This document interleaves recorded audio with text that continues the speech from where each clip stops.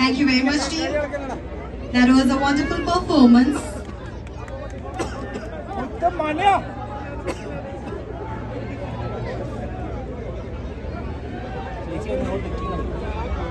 ആദ്യം തന്നെ ഒരു വ്യക്തിയെ കൂടി വേദിയിലേക്ക് ക്ഷണിക്കാനുണ്ട്. ബട്ട് ബിഫോർ ദാറ്റ് എല്ലാവരും ടൊവിനോയുടെ 2 വാക്ക് കേൾക്കാൻ വേണ്ടി വെയിറ്റ് ചെയ്യാണ്. പ്ലീസ് ഒന്ന് അഡ്രസ് ചെയ്തിട്ട് നമുക്ക് അടുത്ത വ്യക്തിയിലേക്ക് പോവാം. ഹലോ, അതായത് ഞാൻ 2019 ഇതുപോലെ ഗൾഫ് മാധ്യമത്തിന്റെ ഒരു ഫംഗ്ഷൻ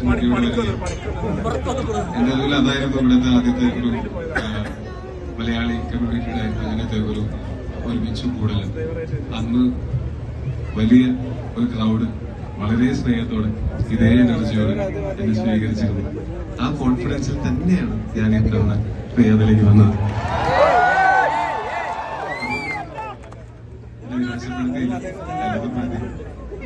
വളരെ ഷോർട്ട് നോട്ടീസിലാണെങ്കിലും ഇത്രയധികം പേര് ഞങ്ങളെ കാണാനും ഞങ്ങളെ സിനിമയുടെ ഈ പ്രമോഷന്റെ ഇവന്റിന്റെ ഭാഗമാകാനും വന്നതിൽ ആദ്യം എല്ലാവരോടും നന്ദിയാണ്. ഒരുപാട് സന്തോഷം. എല്ലാവർക്കും ചക്കരമാണ്. പിന്നെ ഈ സിനിമ ഞങ്ങള് കുറേ കാലമായിട്ട് പ്ലാൻ ചെയ്യുന്ന, ഞങ്ങള് 2017 ഞാനിത് ചെയ്യണം എന്ന് തീരുമാനിച്ച ഒരു സിനിമയാണ്. ഇതിന്റെ സംവിധായകൻ ജിതിൻ, ഇന്ന് നിന്റെ മൊയ്തീൻ മുതല് ഞങ്ങൾ ഒരുമിച്ച് വർക്ക് ചെയ്തിട്ടുണ്ട്. ഗോതയിലും അവൻ അസിസ്റ്റന്റ് ഡയറക്ടറായിരുന്നു, ഡൽഹിയിലും അവൻ അസോസിയേറ്റ് ഡയറക്ടറായിരുന്നു. അപ്പൊ അങ്ങനെ ഞങ്ങൾ കുറെ നാളായിട്ട് ആഗ്രഹിച്ച്, ഞങ്ങൾക്ക് അന്ന് കൊക്കിൽ ഒതുങ്ങുന്നതായിരുന്നില്ല. ഞങ്ങൾ കണ്ട സ്വപ്നം കുറച്ചുകൂടെ വലുതായിരുന്നു. ഒരു ടീസറും ഒരു പ്രീ വിഷ്വലൈസേഷൻ വീഡിയോയും മാത്രമേ ഇത്രയും കാലത്ത് ഇറക്കാൻ തോന്നിയിട്ടുള്ളൂ. ആ ടീസർ വന്നത് ഒരു കൊല്ലത്തിന് മുമ്പുമാണ്. എന്നിട്ടും ഈ സിനിമയുടെ ഒരു പ്രൊമോഷൻ എന്ന് പറയുമ്പോൾ നിങ്ങൾ അതിൽ പ്രതീക്ഷ അർപ്പിക്കുന്നതിൽ വലിയ സന്തോഷമുണ്ട്. അതിന്റെ അർത്ഥം നിങ്ങൾക്ക് ഇഷ്ടപ്പെടുന്ന എന്തോ ഈ സിനിമയിൽ ഉണ്ടാവാൻ സാധ്യതയുണ്ട് എന്നുള്ളതാണ്. അല്ല, ഒരാളും കൂടെ ഉണ്ട്. സുരഭ, സുന്ദരം സുരഭിലം അഭിനയ മികവിലൂടെ അംഗീകാരങ്ങളുടെ ആകാശം കീഴടക്കിയ സുരഭിലക്ഷ്മിയുടെ കലായാത്രയെ ഇങ്ങനെ വിശേഷിപ്പിക്കാം.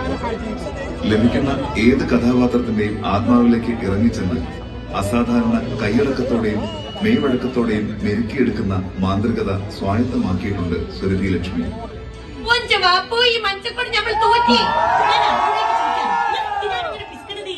MIT മൂസയിലെ പാത്തുവഴി ചിരിപ്പിക്കാനും എന്ന പദവിയും സ്വന്തമാക്കി. ജ്വാലാമുഖിയിലെ ഏഞ്ചലും പത്മയിലെ മുഖ്യ കഥാപാത്രമായ പത്മയുമൊക്കെ പോലെ സുരഭിയുടെ അഭിനയ മികവിന്റെ മറ്റൊരു തലം അടയാളപ്പെടുത്തുന്നതാണ് അജയന്റെ 2ാം മോഷണത്തിലെ മാണിക്യം. മലയാളത്തിന്റെ സുഹൃതമായ MDയുടെ രചനയിൽ പിറന്ന ഓളവും തീരവുമിലെ ബീവാത്തുവായും സ്വർഗം തുറക്കുന്ന സമയത്തിലെ സീതാലക്ഷ്മിയുമായൊക്കെ പകർന്നാടി സ്വപ്നതുല്യമായ നേട്ടങ്ങളിലൂടെ ജൈത്രയാത്ര തുടരുകയാണ് സുരഭിലക്ഷ്മി.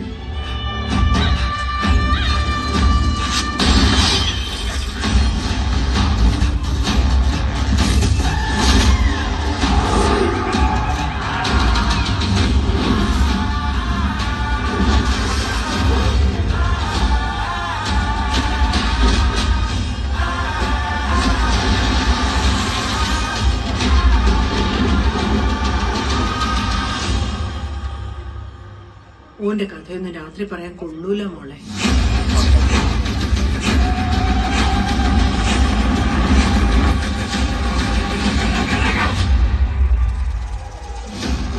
ഇത് 3 ജനറേഷന്റെ ഫിലിമാണോ അതോ ഒരൊറ്റ ഫിലിമിൽ തന്നെ 3 ആളുകളായിട്ടാണോ എന്നുള്ളൊരു ക്വസ്റ്റ്യൻ.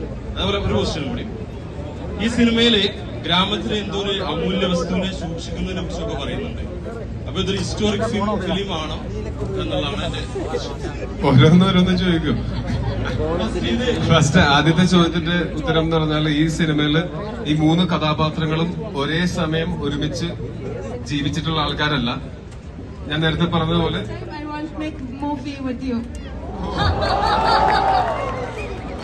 ഭാഗ്യം വന്നത് കണ്ട. I'm not going to promise anything like that. I don't. ഞാൻ എന്റെ കയ്യിലുള്ള കുറച്ച് ഐറ്റംസ്. ഓക്കെ ഞാൻ വിട്ടു. അവയൊക്കെ പറയൂലേ. Alright, അപ്പൊ എന്തായാലും we are moving on to the questions. എവിടെ questions please?